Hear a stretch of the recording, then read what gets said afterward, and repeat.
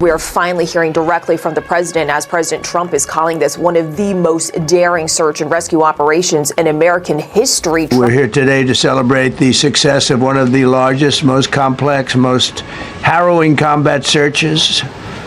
I guess you would call it a search and rescue mission ever attempted by the military. Alone, behind enemy lines, deep inside the mountains of Iran, a wounded American colonel, crouched inside a mountain crevice, 7,000 feet above sea level. Below him, hundreds of Iranian Revolutionary Guard soldiers, combing the terrain, moving closer, carrying a $60,000 bounty for whoever found him first. Above him, the open sky of a country actively at war with his. In his hand, a pistol, a radio, a tracking beacon, and nothing else, for more than 30 hours. This man survived alone, evading, hiding, climbing, moving only when he had to, going still when the sound of Iranian boots got too close. He was injured from ejecting out of his F-15E Strike Eagle, one of America's most advanced fighter jets, after it was shot down over southwestern Iran on the night of April 3rd. His pilot, the man sitting in front of him in that two-seat cockpit, was found and rescued within hours of the crash. But this man, the weapons systems officer, the colonel sitting in the back seat, he came down miles away, separated, alone, in the Zagros Mountains. And for 36 hours, nobody could confirm exactly where he was. Iran was looking for him. Nomadic tribesmen were searching the mountains, some carrying rifles, some filming videos that ended up on Iranian state television. Iranian state TV was running a scroll on the screen that said, "Shoot them if you see them." Iran's regional governor went on air and offered a $60,000 reward to anyone who handed the American over to authorities. And back in Washington, Donald Trump canceled his golf game on Saturday. He sat in the West Wing all day, moving between the Oval Office and the dining room next to it, getting briefings every hour, every development, watching. Meanwhile, the most elite military and intelligence machine on the planet was racing against time and against Iranian forces to find one American colonel in a mountain crevice before Iran did. Delta Force, Navy SEAL Team 6, CIA operatives running a deception campaign inside Iran to confuse the search parties, dozens of warplanes, helicopters, a temporary military airstrip set up inside Iranian territory. And then, just after midnight on Sunday morning, Trump went on Truth Social and wrote 3 words that stopped the world. "We got him." He wrote, "My fellow Americans, over the past several hours, the United States military pulled off one of the most daring search and rescue operations in U.S. history. The colonel, seriously wounded but alive, was out of Iran. But here is the thing, the story of how they got him out is every bit as dramatic as the story of how he survived.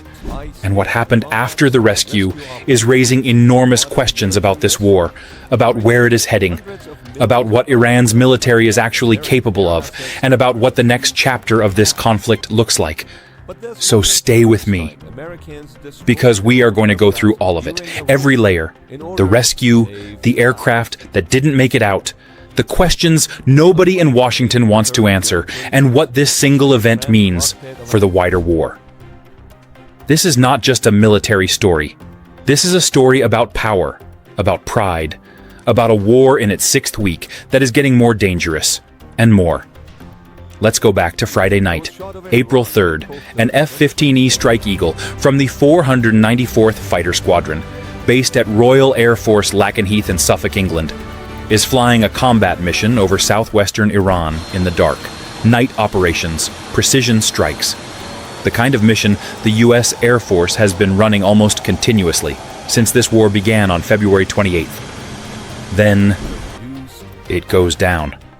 Iran's Revolutionary Guard claimed it was hit by what they described as a new advanced air defense system, a system that, according to Iranian officials, was still fully operational despite weeks of U.S. efforts to destroy Iran's air defenses. That last part matters. Because the entire American narrative about this war has been built on the idea of overwhelming air superiority. Trump had said repeatedly that America owns the skies over Iran. His defense secretary said it, military officials said it, and now, an F-15E, one of the most capable fighter jets ever built, is lying in pieces on the Iranian ground. That is not a small thing. Retired Air Force Brigadier General Houston Cantwell told the Associated Press that this was the first time a U.S. fighter jet had been shot down in combat in over 20 years. Over 20 years. The last time was over Iraq in 2003. The two crew members ejected. The pilot came down in a more accessible location and was found and extracted within hours. The weapons systems officer, the colonel, came down miles away in rugged mountainous terrain in southwestern Iran's Kogiluye and Boyar Ahmad province. And that is where the real nightmare began. The IRGC moved fast. They cordoned off huge sections of the mountains. Hundreds of soldiers deployed to the area. They put the reward out publicly. Iranian state media was broadcasting the crash site footage almost immediately. Wreckage scattered across the hillside, smoke still rising.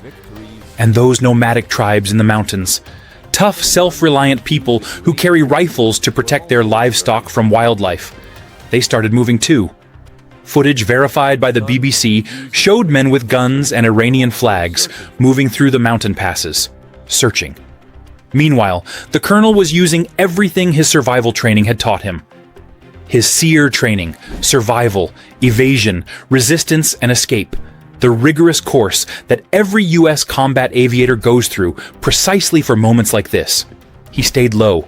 He moved carefully. He climbed higher, all the way to a ridgeline 7,000 feet above sea level, to put distance between himself and the searchers below. He found a crevice in the rock face, and he hid. He had a pistol, a communication device, a tracking beacon. And somehow, he made contact. The signal was weak, sporadic, but it was there. Back at the Pentagon and the White House, the decision was made. They were going into Iran, on the ground, to get him. What happened next involved hundreds of American military and intelligence personnel. Delta Force, the Army's most secretive special operations unit. Navy SEAL Team 6, the force that got Osama bin Laden. CIA operatives working inside Iran, running a deception operation designed to send the IRGC searching in the wrong direction. The CIA circulated information inside Iran, suggesting both crew members had already been found and were being moved for extraction. While Iranian forces scrambled and redirected, American operators zeroed in on the colonel's exact location. U.S. aircraft dropped bombs along the roads approaching the rescue site, not to kill, but to slow down Iranian convoys that were heading toward the area. Craters blown into mountain roads. 28 craters identified later in satellite imagery, spaced deliberately along approach routes to block Iranian vehicles. Commandos converged on the crevice.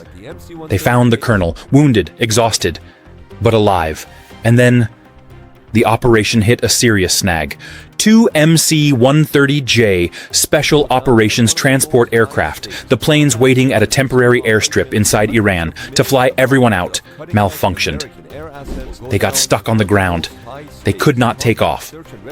Think about that for a second. You are inside Iran. You have just extracted a wounded American colonel from a mountain crevice. IRGC forces are in the surrounding area. You have your most elite troops on the ground. And the planes you need to fly everyone out won't start. The decision was made immediately. Destroy the aircraft, right there, rather than risk them falling intact into Iranian hands. With all the sensitive equipment, communications technology, and intelligence value those planes carry, U.S. forces blew them up on the Iranian airfield. Iran later broadcast footage of the burning wreckage and claimed they had shot the planes down. The U.S. said no. They destroyed them deliberately after a mechanical failure.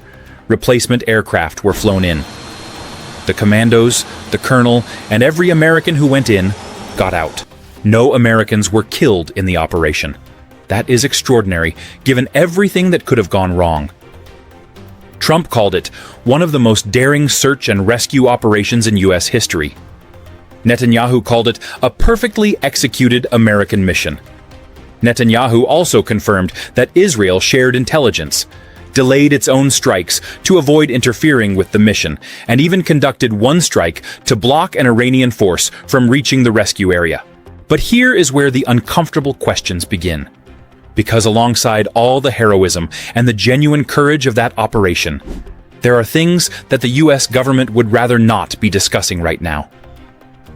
An F-15E shot down an A-10 Warthog, providing cover during the search, also hit by Iranian fire. Its pilot barely made it to Kuwaiti airspace before ejecting. 2 MC-130 transport planes destroyed on the ground inside Iran. 2 Black Hawk helicopters hit by small arms fire from local civilians shooting rifles in the mountains. Iran put images of the wreckage all over state television. And those images are real. The satellite imagery confirms the burnt-out debris in central Iran. This happened. And remember what the Trump administration has been saying about this war?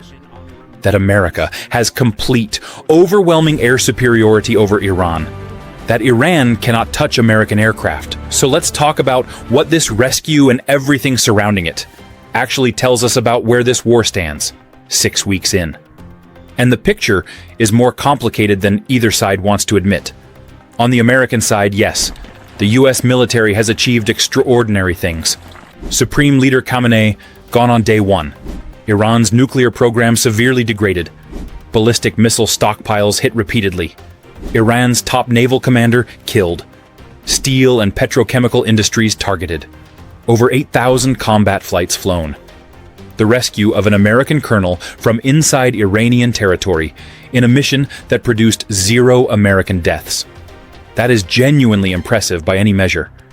But Iran is still fighting. The Strait of Hormuz is still not fully open. Iran is still firing missiles and drones at Gulf states. The UAE reported intercepting 23 ballistic missiles and 56 drones in a single weekend. Iranian-linked militias hit U.S. diplomatic facilities in Iraq twice in one night. Hezbollah fired over 50 attacks against northern Israel in a single weekend alone. 3 UN peacekeepers killed in Lebanon in recent days. The war has not been won. And a downed F-15E is a very visible reminder of that. Trump did claim, after the rescue, that the fact both crew members survived proved America has overwhelming air dominance over Iran. I mean, your jet was shot down. Your A-10 was hit. Your C-130s are burning on an Iranian airfield. That is a very optimistic definition of dominance. But sure, Donald, we'll allow it. The more serious issue is Iran's ability to shoot down that aircraft. It signals about the state of their air defenses. The U.S. has been striking those defenses for 6 weeks. And yet, Iran claims the system that hit the F-15E is a new, advanced air defense platform that was not destroyed.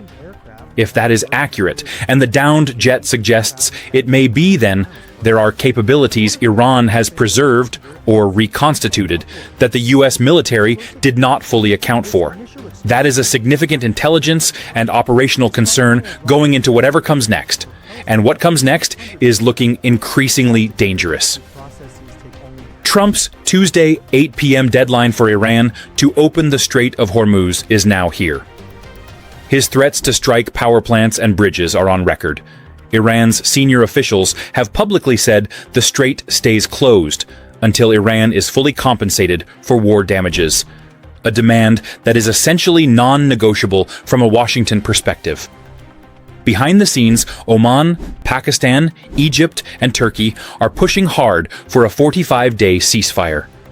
Pakistan's army chief has emerged as a key intermediary. Iran's foreign minister said his country is grateful to Pakistan for its efforts, which is a small but meaningful diplomatic opening.